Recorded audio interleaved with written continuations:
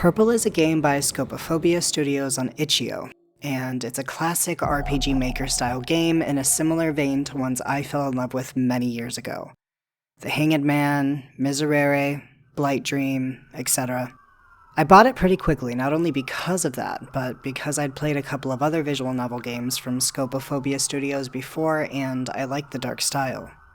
I knew Purple would be good, and I was excited for the plural/DID representation because I'm plural, but I was not prepared for it. I was blown away by the attention to detail, all of the art, and the overall professional and polished gameplay that included no bugs on my end. I forgot I was playing an RPG Maker game, but I'm rushing forward too quickly. First, the important stuff. I want to preface this with an important note that's included in the after game section, as well as in the game's description beneath the content warning. One of the devs based a lot of the game on their own experiences, which I assume includes being plural. The game is ultimately fiction, however, and the dev says clearly it is not meant to be good representation. And that's fine. I'm all for plurals telling plural stories in the way that they want and need to, even if they're not considered quote-unquote good representation. Sometimes the emotions and feelings we have are dark, and it's not always a fun ride. The explanation made me feel better about the outcomes I've encountered in the game so far. And it's a complex game that's done very well, so just hang tight and I'll explain more. Purple is about Randall Purpura, if I'm saying that right, a guy in his 20s with DID who has a traumatic past. The game begins with him standing outside of a hospital at night, his purple hair long and messy, his sweater oversized and hanging off of his thin frame, and he just wants to get home. He eventually finds a map of the city since he often gets turned around, and once set on his path, it begins to rain with thunder. The title and credits play as you walk around the city, and it's really neat how the devs did that. The music is immediately melancholic and calm, which I loved because it really set the tone for the game going forward. Everything about this game was just pulled together so well that right from the beginning, you're drawn in with questions. How long had Randall been in the hospital? Why was he in the hospital? Was it because of a scar around his neck that still looked bruised? You eventually find the apartment building a lot of the game takes place in, which is where Randall lives. He becomes close friends with Maya, a trans woman, and later meets Tate, a flirtatious, rugged guy who wears flannel and names the axes he claims are for throwing. If you're familiar with another, more adult game by Scopophobia Studios involving Tate, you'll understand why I said he claims they're for something innocent. From here, the story begins to unfold as we find out that Randall has only 3 days worth of pills, since he's on a trial period with them. The medication does start to work well, and Randall begins to feel better a few days into taking them, which does show that psychiatric medication can help and does save a lot of people's lives, including mine. This little detail was great to help dispel stigma around taking medication, since there's a harmful narrative out there about psychiatric meds being bad for you, or that they're unnecessary. It's obvious Randall isn't a huge fan of the effects of them, which, to be fair, a lot of side effects are uncomfortable until you get used to the medication. Some of this discomfort is being exacerbated by a yet unknown alter, however, who doesn't think the medication is useful. Eventually, Randall has to refill the prescription if you choose to let him take them. If you don't, well, that leads to a really trippy ending. But if you do take the medication and you're on the last day, you'll walk Randall over to the pharmacy to see it's closed. Then you head to the hospital, which is where the story starts to come together. The hospital changes from what it supposedly once was. It's now dark and empty, and the rooms are messy and decrepit, some covered in blood or black goop. Randall mentions at some point that medical stuff makes him uncomfortable, and if we're not taking everything literally around him, we begin to see what severe mental illness can do to a person's perception of reality. This is made even more apparent when we meet Randall's alter, Moths, who is a scary and aggressive individual with red bug's eyes and otherwise naked with black shading to cover his midsection and arms. Randall fears him so much that we even get jump scared as the player by literal red moths at one point.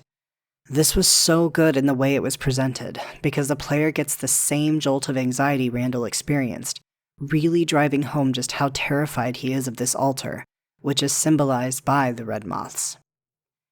It becomes clear that Moths is a persecutor, but he's also a protector.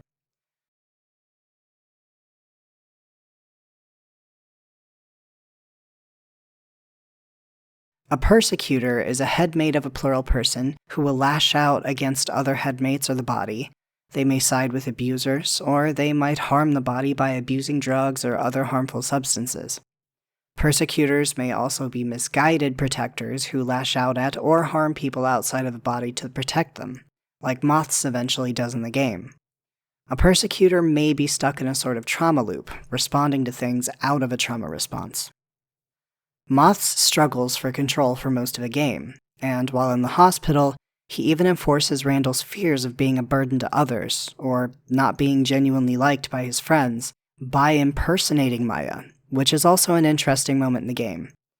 The player thinks Maya answered the call Randall made to her when he became locked in the hospital, and she did while at home, but the call cut out before she was able to understand. The real Maya is at home hanging out with Tate. The Maya with Randall is Moths. And the Maya with Randall at the hospital is rude, mean, snippy, and she acts like Randall is a burden. If you've played the game, you'll remember at the beginning when Randall hesitated a little before hanging out with Maya, and he even says something to the effect of, she was probably just being nice, but maybe it wouldn't hurt to hang out with her anyway. Moths is enforcing Randall's self-deprecation by taking a form of Maya that is everything Randall assumed in his head at the beginning. Moths chases Randall throughout the hospital a few times, and those moments are really anxiety-inducing even for the player. But it also shows just how much Randall wants to ignore and be done with Moths, because deep down, even though Randall doesn't have memories of the terrible things Moths has done in the past, he still knows Moths is dangerous. Moths is not a good headmate to let out, and one of the others, Gasper, who is the mature and responsible one, even tells Randall during a dream that he should not let Moths out.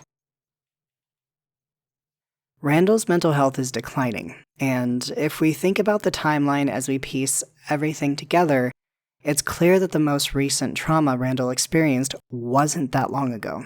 So he's still suffering from it, and a long stay in the hospital isn't going to stop that trauma from finally hitting hard later, and it always does, as I know from personal experience. If you've been through something life-altering or if you've lived through heavy abuse, once you get away from it, it starts to hit home. Randall was living in it, or rather Gasper was in his place, up until his hospital visit possibly mere months prior. Another thing that gives us a sense of a timeline is the diary, or more accurately, the diary pages scattered throughout the game. At first, I remember trying to rationalize a reason Randall's diary would be scattered everywhere. Did he or one of his alters leave breadcrumbs for him to find later in important places? Or was he not actually finding pages of his diary at all? Each diary page is in a place of significance. Some are easily missed. It's the nature of recalling traumatic memories, just like Randall does in his night terrors you play through when his medication runs out. Some are difficult to recall and can be forgotten entirely, or bits can be forgotten, and others are more prominent, like things that led up to terrible events. So what Randall is discovering in the world isn't his missing diary pages, literally. It's symbolic of having memories triggered by being near a triggering place. To make a real-world comparison, I endured abuse while living at home. I won't get into the details, but every time I walked into that house after moving away, the memories and emotions hit like a battering ram. I remember standing in my bedroom, and it felt like the memories were trapped within those walls, like ghosts reliving the events over and over, and it triggered flashbacks or I became afraid. Muscle memory. Just being in a place or near a place that had such a terrible impact can trigger memories you'd pushed to the side or just forgot about for a while. Just like Randall's diary pages in the game. Flashbacks. Memory recall. Symbolism is great. Back to the game's progression, Moths wins the fight to front, which is a term that means an alter is in control of the body. It starts with half-fronting, which is what I experience most of the time. There usually isn't total memory lost, although there can be gaps. and it's kind of like riding in the passenger seat with the ability to have input on what happens while another drives. At least, that's how we experience it.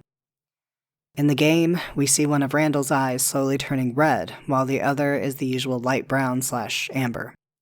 He shifts between irritable and rude and quiet to timid and confused, becoming dizzy in between. At one point, he walks into his apartment to see the TV on that he had no memory of using. We come to know that this was Moth's, as he mentions later when he fronts fully that he leaves the TV on static because he enjoys the light from it. By this point in the game, I started to grow uneasy. We've figured out by now that Moths did some pretty terrible stuff while fronting in the past, calling himself a protector of Bunny, his name for Randall. Moths is lashing out in full trauma response mode, smoking again where Randall had stopped, being rude to and doubting Randall's friends, and even making plans to do something that would combine both of his previous crimes: murder and arson. I played this game for the first time knowing that it wasn't supposed to be good or positive representation, but I felt like it was falling into that category of media that, again, makes plurals out to be dangerous and out of control. Evil, even. I've experienced this stigma personally when I opened up to my mom about being plural. Her body language changed, and she leaned back a little as anxiety overtook her face. She asked me if any of them had ever told me to hurt anyone, and if they ever would in the future, and how could I possibly know if they wouldn't. I answered that, no, none of them had any desire to hurt anyone else, and we were perfectly safe. In fact, most of my head family are the reason I'm still alive today. They comfort me when I need it, give me a kick in the ass when I need one, and our communication's great. One of us is a little closer to Moths in the game, which is why we connected with it, but they have no plans to hurt anyone. They don't want to cause issues for us, and most of their troubling thoughts stay inside the head. They're harmless. We are harmless. The worst Vexus, who was once our persecutor, would do is snap at someone or say something rude if someone annoyed them, but they never front in public, and we've talked about it if they ever need to. They know not to cross our boundaries. Basically, the harmful stereotypes aren't based in reality for the vast majority of plurals, and this game is clearly not trying to enforce those harmful stereotypes with how sensitively Randall's experience is written. One of the devs, themselves, as I mentioned at the beginning, may also be plural, and it's about their own experience otherwise, too. And you can tell. If you know, you know, and this game isn't made by someone who means to do harm. For me personally, the game felt like an outlet. Cathartic release. Once I reflected on all of that, my discomfort for how the game ended faded. There are 5 endings, I think. I've gotten most of them, and so far, one of them allows Maya to decide to not escape Moths after he sets the apartment building on fire after murdering Tate, and attempting to murder Maya too.